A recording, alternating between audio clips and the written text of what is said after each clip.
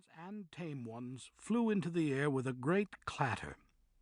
A bunch of ponies in the corral, who a moment before had been dozing in the sun, alerted and were off, following the silver direction flag of Misty's tail.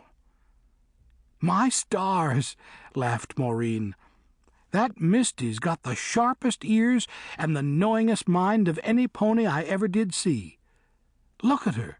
She's gone wild as her mother, bucking and leaping and kicking her heels at our plan." Watching Misty, Paul and Maureen thought a moment of her mother, the famous wild phantom on nearby Assateague Island. Then Paul said, "But Misty is not really wild.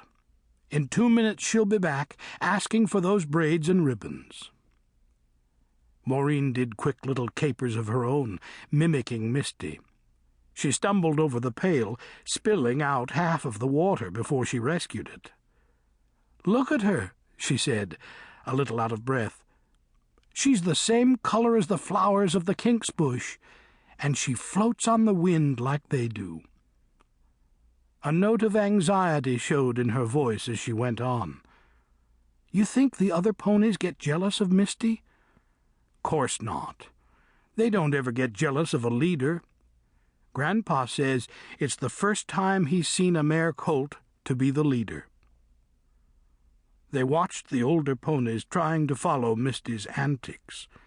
The more Misty galloped and bucked and twisted her body into the air, the more Paul's and Maureen's laughter rippled out over the marshland of Chincoteague Island.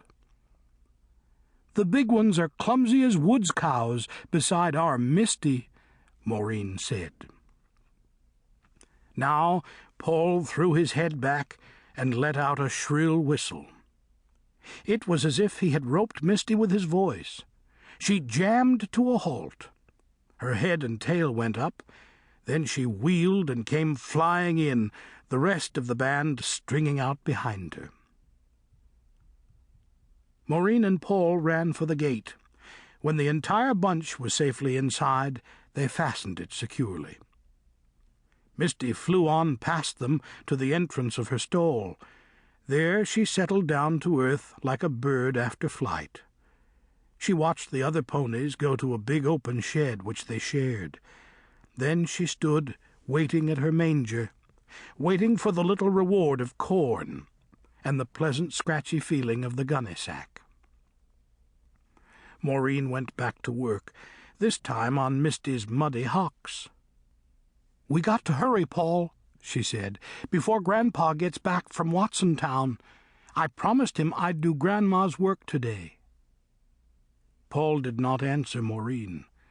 His words were for Misty's furry ears. "You're fierce and wild and wonderful when you come in all blown, your nose snorting white flames like a dragon.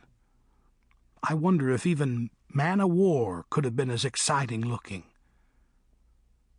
Maureen stopped scrubbing and stood up in thought. "No, Paul," she said slowly, "I reckon even man-o'-war didn't have as much fire." Misty, impatient with all the talk, moved over to a wash-tub that was turned upside down and placed her forefeet on it. "Here, you," she seemed to say, "do I have to do all my tricks for a few kernels of corn?"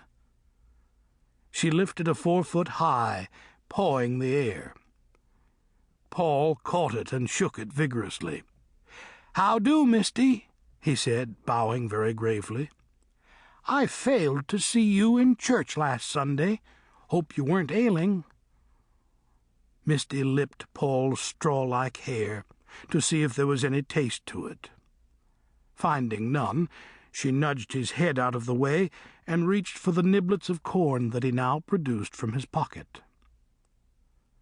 From all over the farmyard, chickens and hens came running, pecking up the little kernels Misty dropped. "Now she's clean and had a good run, so we can ready her for the show," Paul said. "That is, if you can find any ribbons." Maureen was in and out of the weathered house beyond the corral before Paul had 3 strands of forelock.